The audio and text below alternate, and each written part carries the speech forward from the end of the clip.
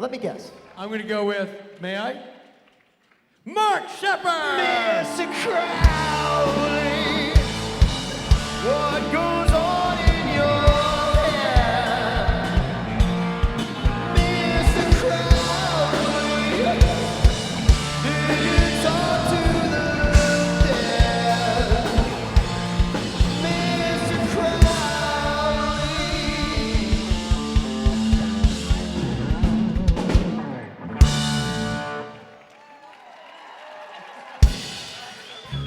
That's like me. That was fun last night. Oh, That was great. really good last night, guys. Super fun. So much fun. If you guys are new to the creation thing, I think the Saturday Night Special is one of the great high spots. Do you remember the early days of this? We were putting this together and it's going like, what can we do that's what we do best and make it happen? And if you guys are new to this and you didn't come last night, next time, be there, be square. Enjoy your Love Mark you Sheppard guys. time, everybody. So, sorry, it's all Jensen's fault. We're always late. I mean, Jared's usually here. We're usually later, so there you go. God, bunch of puppies. How you guys doing? So I realized something really interesting is that the amount of people that are new to conventions especially, but also new to Supernatural is it blows our mind. We keep saying it, but it does actually blow our mind. And COVID into strikes and all the rest of the stuff that was going on, and Netflix just like started this whole new generation of Supernatural watchers. And it's mind-blowing to us. We thought that maybe 2-3 years after the show, it would probably peter down to the point where this wouldn't be as much fun for you as it was for us. And we are truly humbled and truly astonished that the Supernatural family, and I've told you guys this many times, those of you who are new, understand that the word fan comes from the word fanatic, and we don't like that. Fanatic is one who redoubles his effort when he's lost sight of his aim. It's not a cool thing. It's a derogatory term. It has a negative connotation to all them, not to us, but to all of them. And so that word family comes from not what we've decided you are, but from the way you behave with each other. And that's the most remarkable thing I've ever seen. I mean, I watch these guys. I make fun of Mich's character on a minute-to-minute basis because it's the dumbest costume I've ever seen in my life. It's the cheapest costume you can buy. Apart from the really cool, you get to see the occasional set of wings that you go like, wow, that costs more than that coat. But like, I can't make fun of Misha Collins as a human being. That's a man that builds hospitals and schools and saves people from foreign countries and makes people make portraits out of pubic hair. I still haven't got that. Trust me, that's years of being a question or a task in Gishwares and never being told what it was. So having random people coming up to me all over the world and like, can I cover you in bacon? It's like, what the? Because if you don't know what I'm talking about, find it out, you'll get it. But the thing is, we have causes, we have things we believe in. There's a lot of stuff I talk about. I'm fortunate enough to have a wife who has some wonderful mental health issues and physical health issues, and she's still such a better person than I'll ever be. But the things I care about, the causes I care about, my middle child is a type 1 diabetic, blah, blah, blah, blah, blah, blah, blah. I used to raise money for St. Jude's all the time because you can't argue about, stopping kids having cancer. It's like a really simple one there. But we cared about stuff, and we were lucky enough to say what we cared about and have the platform to do it. And then suddenly the Supernatural family comes in behind that and makes it a million times bigger. And that is humbling in the extreme, is to see people caring for each other in a world that makes it very difficult to do that. It really does make it very difficult out there right now to be kind and generous and give a shit and do that stuff. So I'm so proud to see the evolution of this and the growth of this and the way that people treat each other. If you're new here, you will make friends whether you want to or not. Trust me, if you racked with anxiety, as a few of you are, this is the best place in the world to have a panic attack. You know, 7,000 people will come and help you. And then somebody smart will go, everybody go away, I've got this. You know, it's an amazing thing. It's a remarkable thing, and I'll never stop talking about how proud I am to be a part of it. You know, there isn't a day goes by in my life where somebody doesn't come up and say what you guys do or what you guys stand for has had a marked effect on the way I feel about myself and the world outside me. That's a paraphrase, by the way. That goes from wanted to kill myself to had a bad Wednesday. I mean, you've got the gamut of everything. And all of it is valid. All of it is valid. In this world, in this time, it is the toughest thing I've ever seen, is just to be a fucking human being. It is so difficult. And I'm proud to be part of this. And I was trying to work out what my place is here. And those of you that are new are going like, why is he so rude? And those of you that aren't new know that if I don't, people go, what's wrong with him? So, you know, Crowley is an interestingly abrasive character based on the principle if everyone just did what he said, life would have been a lot easier. So I tend to give you a bit of Crowley. I don't know if you know whether that's me or not. You know, in real life, I'm a dad. I'm also a girl dad. I'm a lot of things. I'm a lot of strange things. But as Crowley, yeah.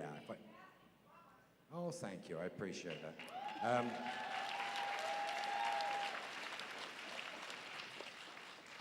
I'm lucky enough to do what I love. They say there's two types of jobs in the world. There's the job you do so you can do the shit you love, and there's the job you love. And I've been lucky enough in more than one field to have the job I love, and I'm proud of that and humbled by that as well. So you're going to get a mixture. It's a Sunday, so I'll be a bit of an asshole, and I'll also probably make you cry at some point and shout at you and give you a hard time. But I was trying to work out what my place is. You know, this is an odd thing. When I was at the height of Supernatural, you know, it was the four of us, and the four of us did everything, etc. And now it's changed a bit, and the dynamics changed. I can't work out what my job is, really. You know, I'm not exactly sure what I do, and then I realized this is what I do, and this is what I love. And this is what I do because this is what I love. You know, it's not you know, yeah, I'll make money for being here, but, you know, it takes a lot of time and effort, and people have to do a lot of things to make sure I'm here, and I've got to be fed and housed and whatever, but that's not the reason. The reason is I make TV with 150 of my friends, and we hope it's nice, but we don't see you. We never see you. And I come here and I see you. And this stupid look on your face and that smile is everything to me. It is exactly it's what it's about. It's the fact is I come from live theater and live music, and when you go ooh and ah and you cheer. I mean, here's a piece of information for you. For 10 years, I've been trying to get those assholes to play Fat Bottom Girls.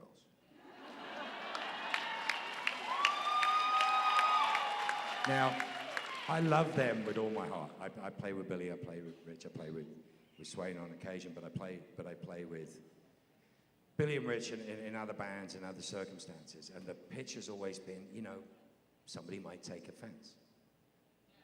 And I'm like, have you read this room? There's some big white asses in this room. They're gonna be singing at the top of their lungs. And somebody said to me earlier, it was brilliant, they said, yeah, isn't it amazing it takes someone like Freddie to write a song like that? And I'm like, it's kind of brilliant. And Billy called me up and he goes, I want to tell you something. It's like, what? He goes, Brianna wants to do Fat Bottom Girls. I'm like, and in this climate and this time, she is the perfect person to do it. Plus, she's also got the voice to do it, which is fantastic. But you have no idea how happy that makes me. Because in a room that is inclusive, in a room that isn't based on that, in the conversations, you know who you are, that I've had where people have visible trauma, you can see how difficult it is. And when they cross a line and I'm sitting at a table and I'm talking to you, and then your insecurities come out, and I just behave like a girl dad. You know, it's just like, hey, you know, what's going on, or whatever. Suddenly the world slips away, and we're talking about shit that we actually care about, and just trying to be decent human beings to each other. In that world, we sing Fat Bottom Girls at the top of our lungs. That's what we do. You know? Nobody will ever be tall enough, short enough, thin enough. You know, we all want less chins and, you know, actually, the bottom line is we don't, and we don't care, and when we're here, it's a different thing. We can all look at Jensen and go, ooh. Because he's damn cute. But yeah, it's a Sunday. It's a weird thing. I love doing this. This makes me happy. And now you're going to ask me stupid questions. And now you're going to really annoy me. And then I'm going to get bored and I'm probably going to go for a walk. So that's just the way it goes. So welcome to my world. You are just participants in it. Good luck. And off you go. Would you do like another year of Supernatural? Like, No. What are you talking about? Did anybody ask me? Somebody, it would have to exist, and somebody would have to ask me, and then I'll give you an answer. Also, why am I going to tell you? What are you, a policeman? Where are you going to be next Thursday at 2 o'clock? It's the same thing. Would you like me to do another year of Supernatural? Yeah. Then do me a favor as a human being. Next time you get up to a mic, get up and say, I'd really like you to do another year of Supernatural. And that was a very different statement than, would you do it? Dude, I'd show up to the opening of an envelope at this stage, but, you know, I like working, trust me. But the truth is, over these years, look, I've had, you know, my brushes with death and craziness and all the stuff that's gone on. I'm sober 35 years. This is all gravy to me. But please don't congratulate me for not pissing on myself. You know, it's like that's not the greatest thing ever. Well, not pissing myself unless I'm having heart attacks. That's a different thing. But the truth is I love this, and I've always loved this, and it's taken me a long time of looking back at this and going, God damn, that's, you know, a decade of my life where my life changed, where I was when I started that, and where I am as a result of it. I mean, I was at a Vancouver convention with a bunch of people much like yourself, and there was this beautiful blonde girl, and she came to take a picture with me, and she kind of bent down a bit in the photograph because she's taller than me. I'm like, what the hell are you doing? Stand up. She didn't say anything to me. Next year, she came back. Oh, no, she did it by herself. I'm like, oh, cool. She remembers. Beautiful, beautiful girl. Third year, one of my associates is not an actor, but was like hitting on her really badly, and she's very polite. And they called me over. And then some other girl was talking to me and kind of flirting a bit. Well, I think she was. It could be me. You never know. But it was like, and she got kind of a bit jealous. And she ended up giving me her phone number. And I'm like, she's way out of my league. So I didn't call her. So anyway, flash forward about 10 months later, she was pregnant. We decided probably a good idea to get married.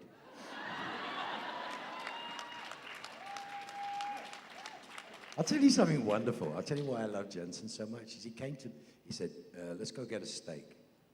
I'm like, what's up? Something's up.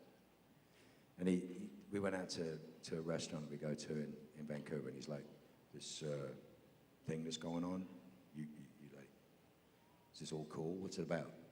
I'm like, dude, you know, this is what we're going to be doing. He's like, good. All he wanted to do was just make sure I wasn't having a massive brain fart and doing whatever. And he was like, dude, it's the first time I've seen you happy in a really long time. And now it's 10 years later. And last night, my wife showed my 9-year-old daughter my first episode of Supernatural. She just wanted to watch it. She was missing me. So they watched Abandon All Hope, right? Where are you going? Am I boring you? Right, wash your hands afterwards. So she watched Abandon All Hope, and she was watching that, and she was giggling like an idiot. Again, Daddy. But she's really funny, right? And Sarah's like really worried she's gonna be freaked out and stuff. I'm like, she's 9 years old. She's gonna think it's cool when shit blows up and heads explode and fun stuff. She's like, no, it's just scary. I'm like, oh, for God's sake, she's 9. And then Sarah suddenly realized something. She went, oh my God, the first episode of Supernatural I ever saw was Abandon All Hope. I'm like, And my daughter looks at her and goes, well, that explains everything.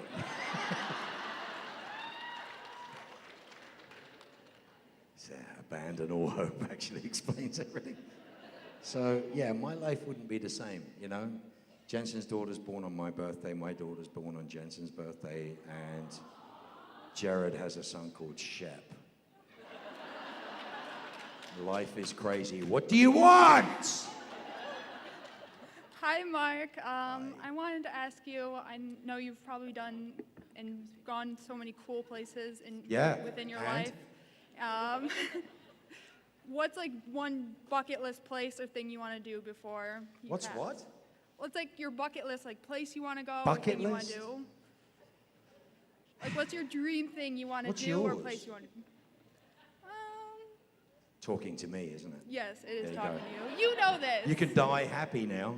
Yes, I can.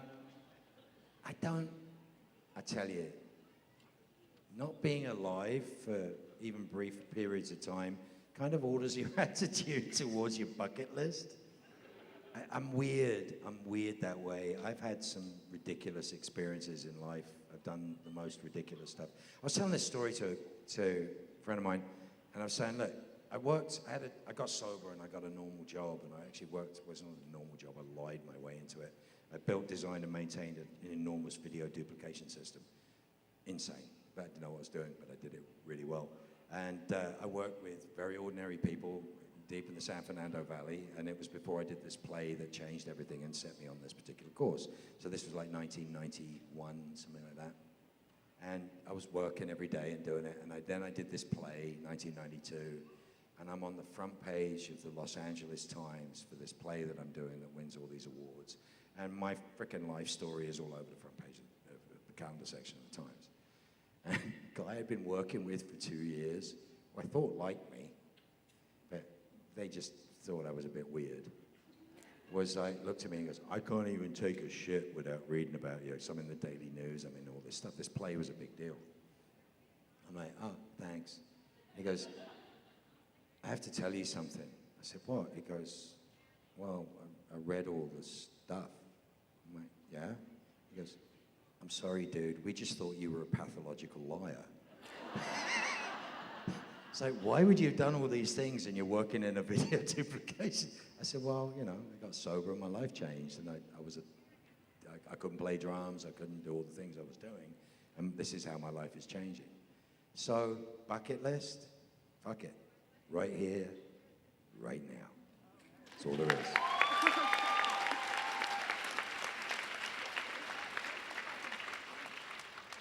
Hi, my name is Julie. You were fantastic. Like I care. Sorry, I thought we were going to be friends. I thought you were They ain't fantastic on over the yet. drums. Depends on the question.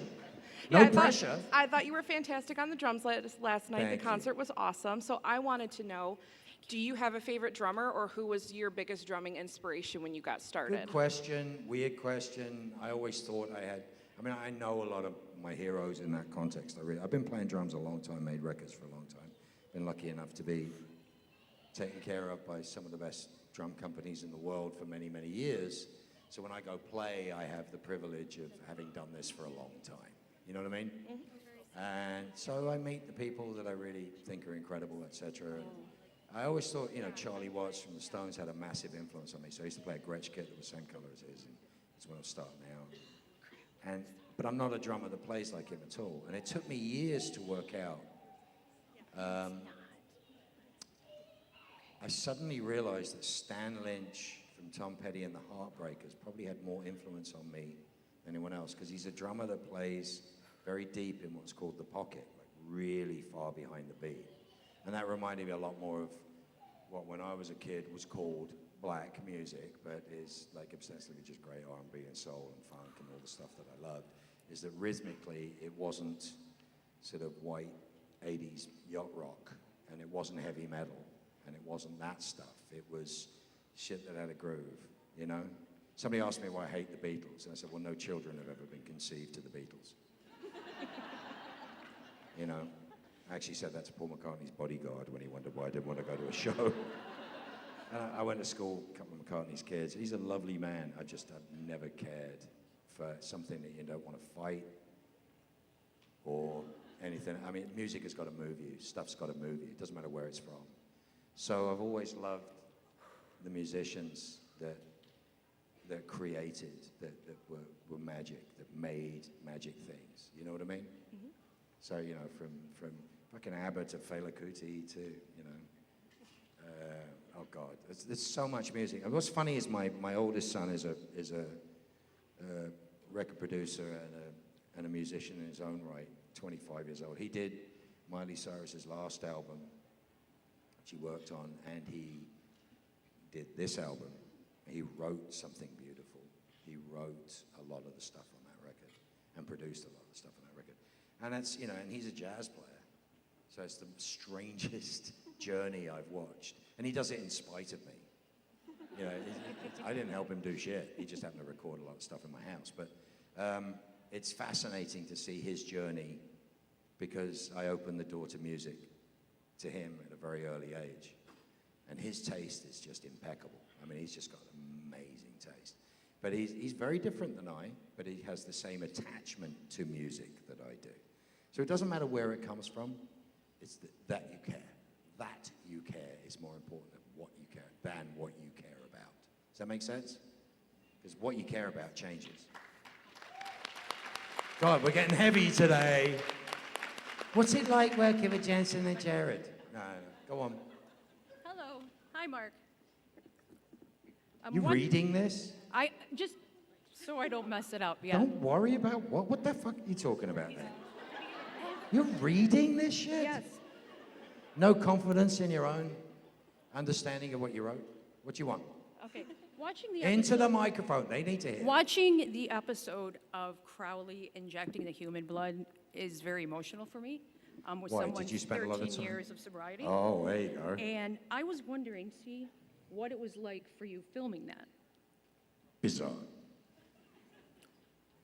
Every time that Crowley had a drink of scotch is the most bizarre thing I did. The idea of using syringes on a television basis is a little bizarre for me. But I think the writers knew my attachment to sobriety beyond all else. So guess what was in my whiskey glass? God, no. Tea. Diet Coke at room temperature and water. Oh. You want to know that gaggy feeling that you used to get from drinking whiskey? Because I drank for effect. I used to think I drank for taste, but I drank for effect, purely for effect. So I drink that and it's like, ha! So, you know, there's a massive difference. Absolutely. As a friend of mine told me the greatest story ever. I'm sort of answering your question.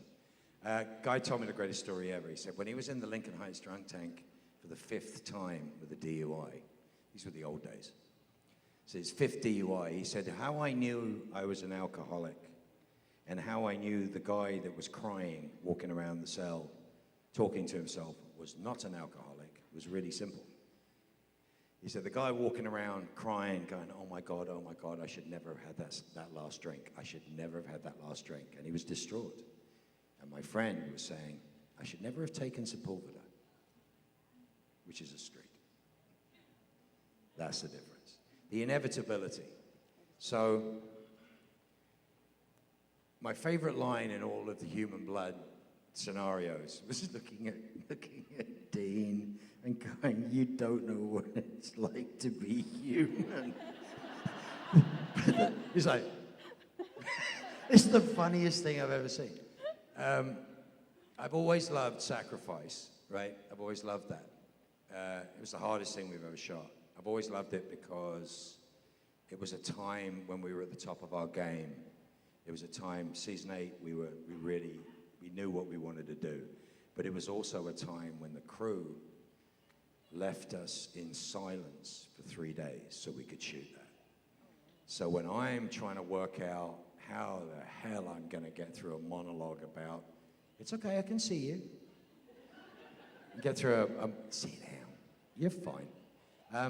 How I can get through a monologue about the TV series Girls, or how I can sing Changes by Bowie, and it all made sense. My favorite part in that scene is when I finish what I said, and I look at Sam, I'm like, he's like, what? I'm like, what? No recollection. And it reminds me of how unconnected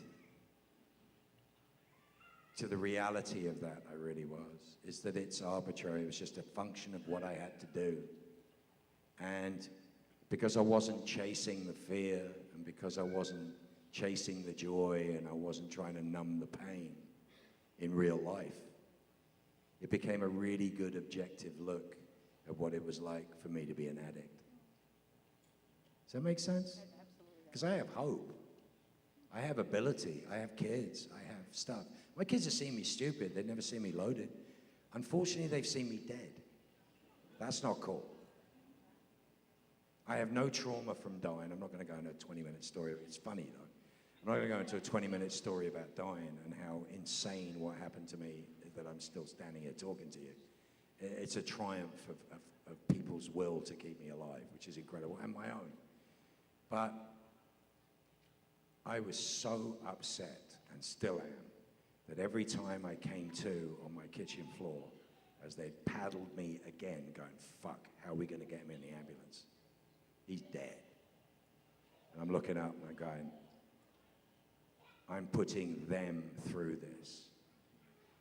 Very similar to the feeling of shooting heroin and getting up the next day and going, I'm fucking everybody over, and yet still having to do it again. But there's a massive difference between going, this might be the last time I get to speak, better make it count. It's not cool. I had to wrap up the dark side of this. I was in Germany, and this wonderful woman came. She just lost her husband recently. And she had a picture of her husband in a frame, and she was really, really sweet. It wasn't demonstratively, she wasn't keening, she wasn't doing whatever. She was just wonderfully and beautifully uncomfortable as we can be, trying to work out how to live life without somebody we really care about. And she looked at me and she said, would it be okay if I took a picture with you with this picture of my husband? I said, of course. And it really fucked me up. It fucked me up because it has nothing to do with death. It has to do with what we leave behind. And so I was in a VIP, and I've got an ER nurse, and I've got somebody else whose dad's died of a heart attack, and they're going like, dude, and the ER nurse is going, what the fuck are your numbers? How the hell did you get through that? And like, she's literally gone full technical.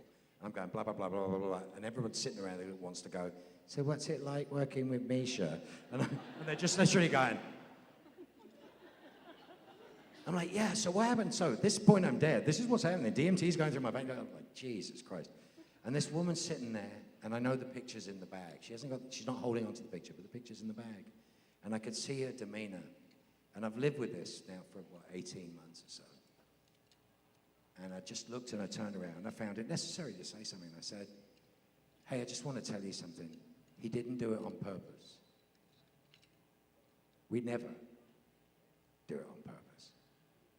If it was any other way, we'd do it some other way, but we would never leave you alone on purpose. And she sent me a message about a week later going, nobody's ever said that to me. And I was like, oh. Because that's the hardest thing.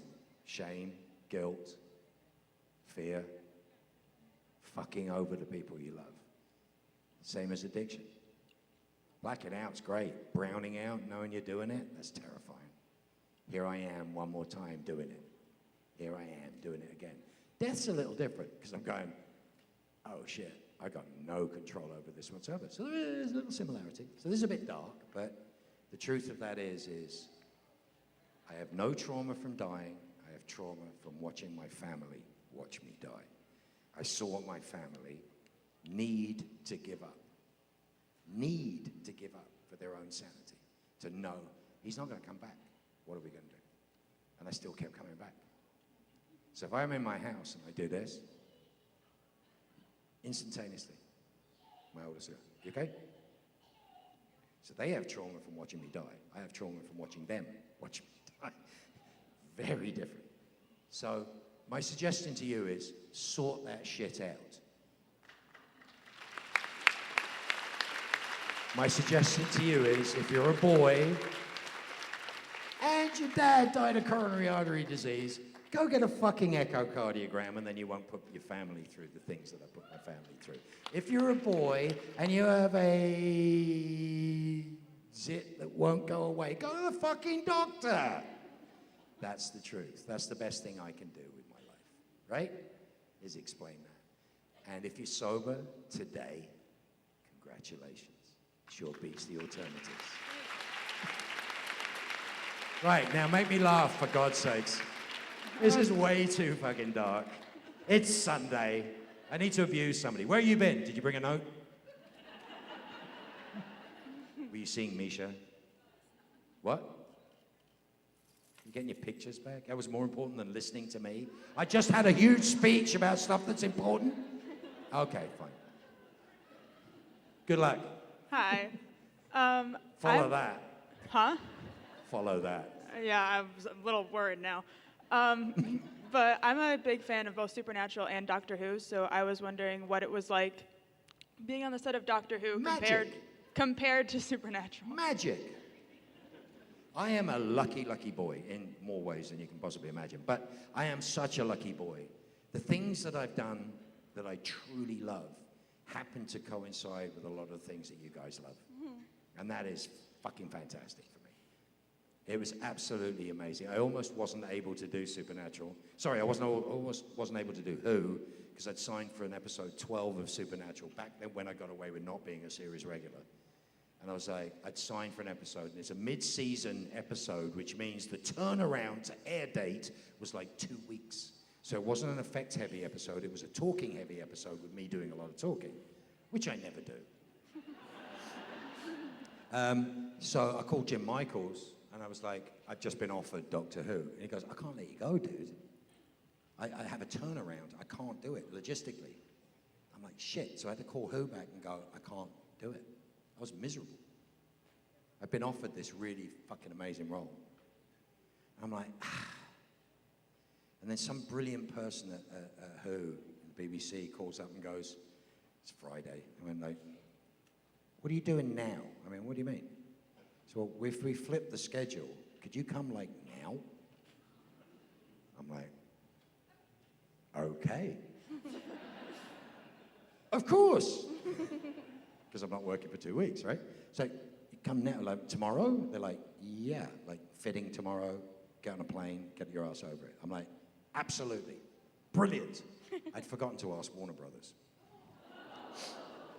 I get a phone call from the late, wonderful Johnny Mac and the office going, just tell us you're not on a fucking plane.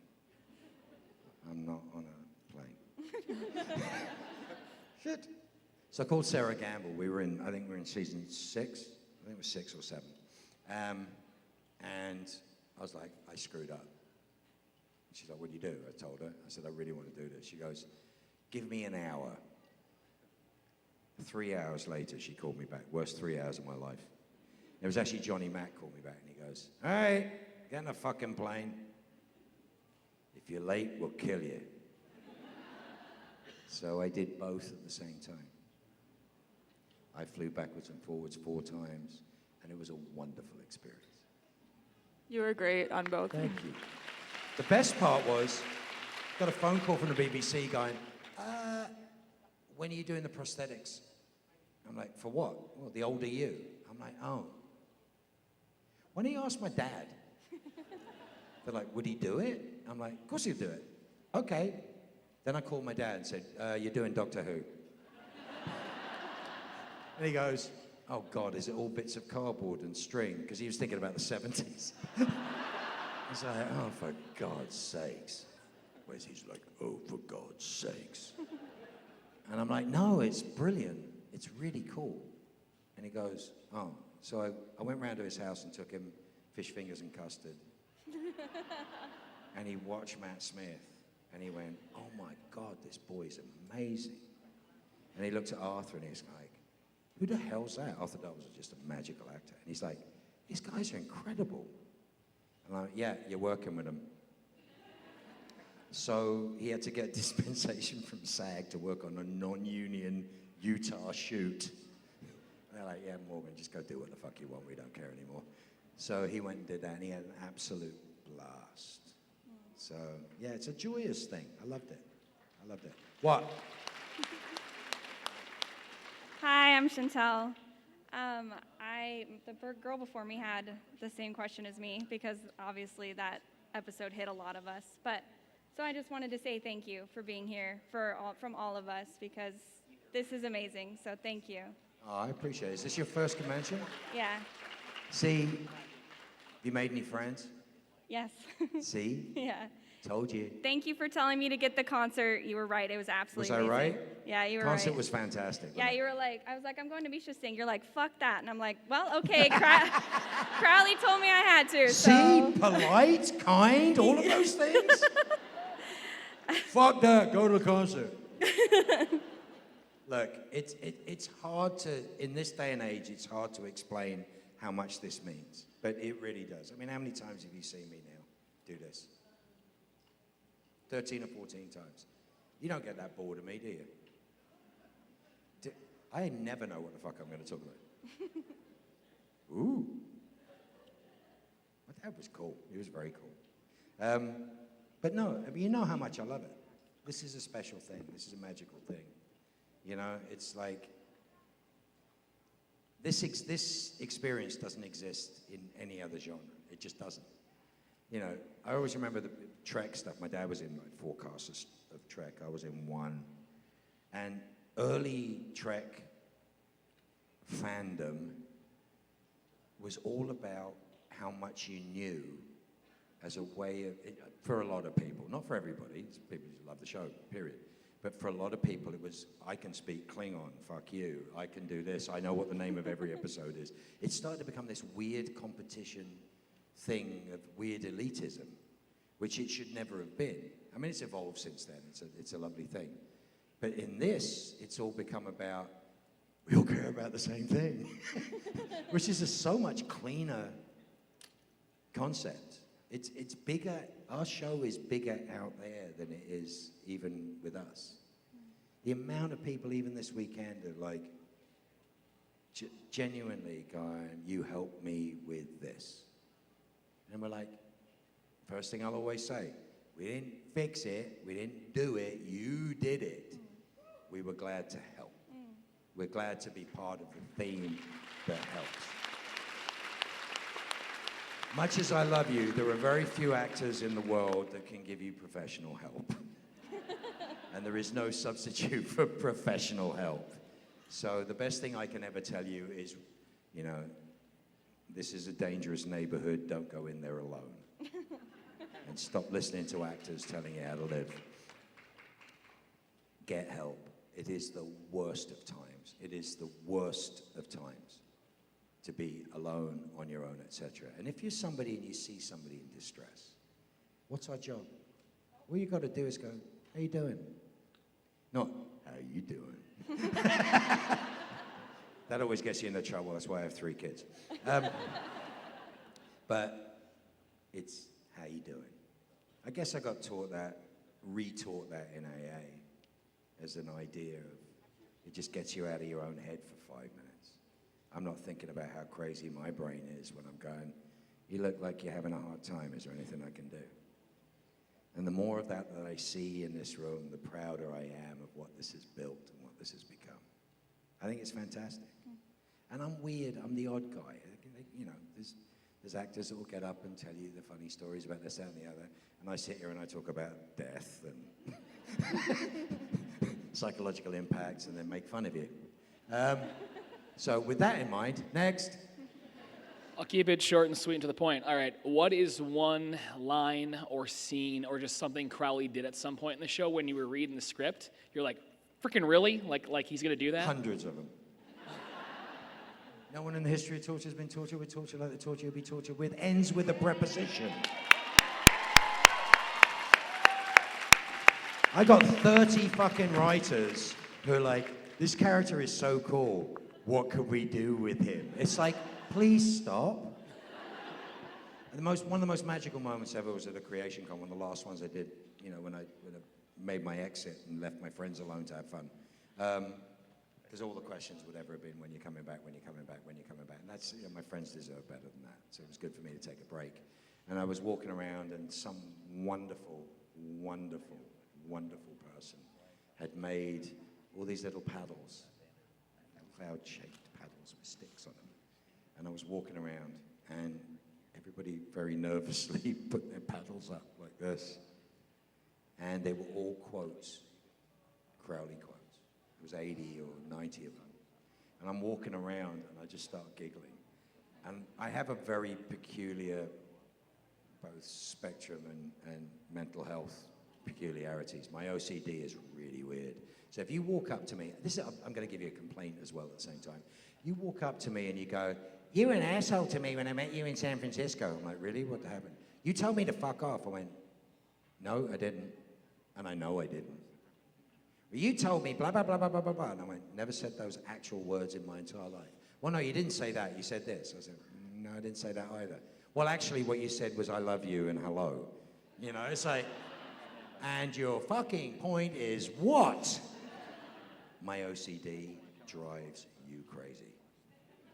I cannot, if you ask me what I was doing September 23rd, 1983, I can't tell you. I don't even know what country I was in. But if you tell me what I said and I hadn't said it, I can guarantee you whether I did or I didn't say it and what the context is.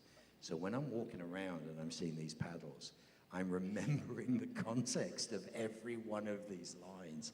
I'm cracking up because I'm going, "Oh yeah, oh fuck."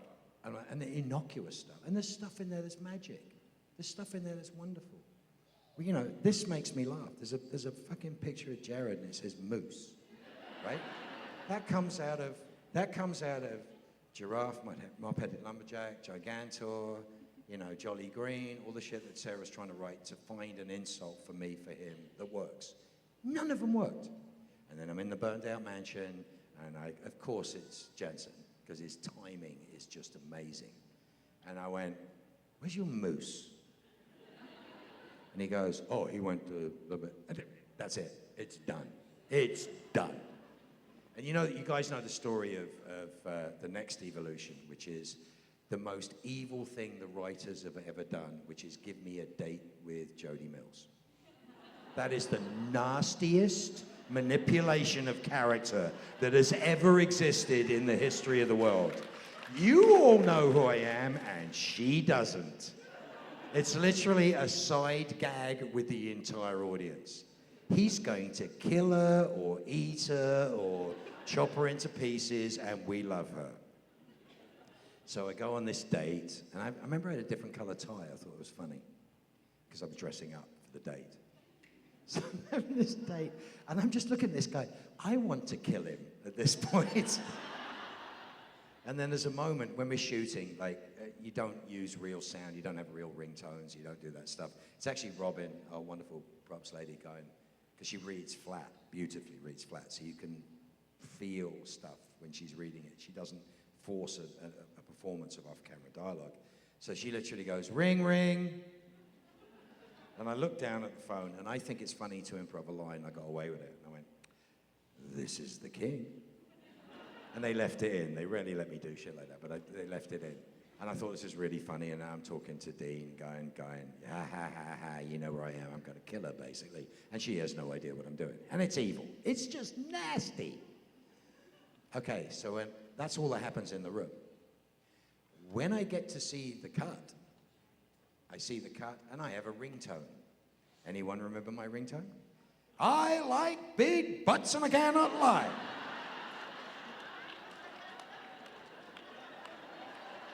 I saw that, I blew snot right out of my nose. I was like, holy shit! It's all post-production. I'm like, and I'm not reacting to it because I didn't hear it. So it looks like I'm perfectly happy with, "I like big butts and I can." I'm like, oh my God. And then they did an insert shot, which is not my hand, it's somebody else's hand. They did it afterwards, of the phone. As I look down at the phone, they cut to the phone. And on the phone it says, "Not Moose."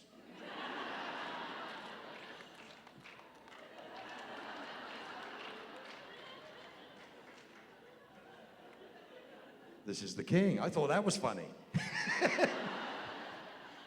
So brilliant groups of people who really cared, who wanted to write great dialogue, who wanted to write great moments, taking what I did, giving me shit that's impossible to say, giving me stuff that was impossible to do, and me literally going, you want me to say what? And it's dumbassery and it's wonderful. And I love it. And that was the fun of it. I had writers that would queue up to write me stuff. They're like, hee, I get to write really stupid shit. Gives me a tingly feeling in my Speedos or whatever. I'm like going, what is wrong with you people? I'm doing a scene with a fucking hamster?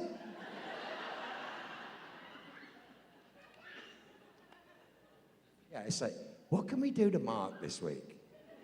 Like, one of my favorite moments is we were doing the thing with Snooki at the Crossroads. I was laughing so hard. I've never seen a smaller person that is not classified in some other way. And I don't know, poor girl. She was good. She gave it her all. She really did give it her all. She was like into the show and stuff. And it's freezing cold out there. And I'm in a park with a vending machine. I've never seen a vending machine this big. It's in the wall, so you can't steal it. And I'm like, I'm messing around with the vending machine. And I know the shot's on me. I'm shoulder charging the vending machine and trying to steal candy out of a vending machine. And yet again, Jensen, not on script, not on script. It's like, hey! And it was basically, I can't remember what it was, but it was basically, this is beneath you as the king of hell to be stealing candy from a, I'm like, sorry. It's just funny. It's just funny. Do you remember the bee thing, Kane? There's no bee. That's just me fucking about. He's like, you having a stroke? He's funny. He never fucks up his lines, except for once. Don't ever put the four of us together anywhere, because we're trouble. We're there, and he's got to say, I'd rather be slapped in the face during sex by a girl in a Zorro mask. And he makes a tiny mistake on the first take. And Jared instantaneously goes, excuse me? And Jensen's Jensen. Jensen's a man who could do 68 pages of dialogue if he needed to be somewhere. He could just do it. He's just who he is. He does not screw up words. He's like, I'd rather be... Fuck! 38 takes. We used that as our own private gag reel. And that was between each scene. Just him cursing at the top of his lungs and us going, ha! Because he never screws up. That's my idea of fun. Hello. Oh, by the way, I told that story once in a place like this where we had a balcony. And suddenly, as I told that story, there was a shout from the balcony. It's like, hey! Shep! I'm like, what? He goes, I got the lines right here.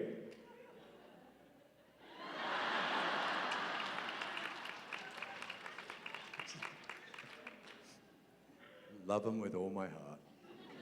Yes. Hello.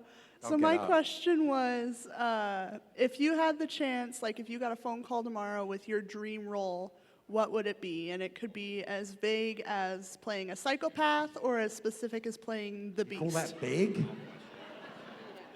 Listen to me. Understand me. A father, a husband, a friend, somebody who gives a shit. That's the roles I want to sign up for today and tomorrow. Because everything else is absolutely fucking irrelevant. It really is. It doesn't matter. I'll put there was a wonderful quote my dad used to love, Richard Burton said to a young actor, a very naive young actor, Sir Richard Burton, Mr. Burton, how do you do the acting? Which is just this lovely way of uncomfortably asking him, what's the meaning of life, the universe, and everything. So how do you do the acting? And he took pity on him and said, son, that's easy. You give the other actor your whole heart. And if he doesn't give it you back, you kick the shit out of him. Anything that gives me an opportunity to do that, that's what I love doing. Yes? No? Oh, I got coffee. I love Mary. What do you want? All right. Question. Okay. So thank you for coming to Novi again. I met you at Motor City Comic Con when you came, so appreciate that. Still not a question. Go on. Yeah, so my question is, if you could have a Crowley origin story show or miniseries, No, what write would your that own look like? fucking fan fiction. I love you. Yeah. I want to tell you guys something that's important. It has been an honor and a privilege to be here, as it always is. It is incredible to hang out with my friends and the rest of you guys. I genuinely love you with my whole heart, which is very, very healthy at this point. It is truly an honor and a privilege to be here. I'm happy, my family is happy, they're happy for me to be here. And please, look after each other. Plug your fucking guitar in properly. All these things, but please look after each other. And if you're struggling, ask for help. There's no shame in it. Love you all! Mark Sheppard! Mr. Crowley, what goes on in your head? Nothing. Mr. Crowley, Mr. Crowley. did you talk to the dead? Mr. Crowley.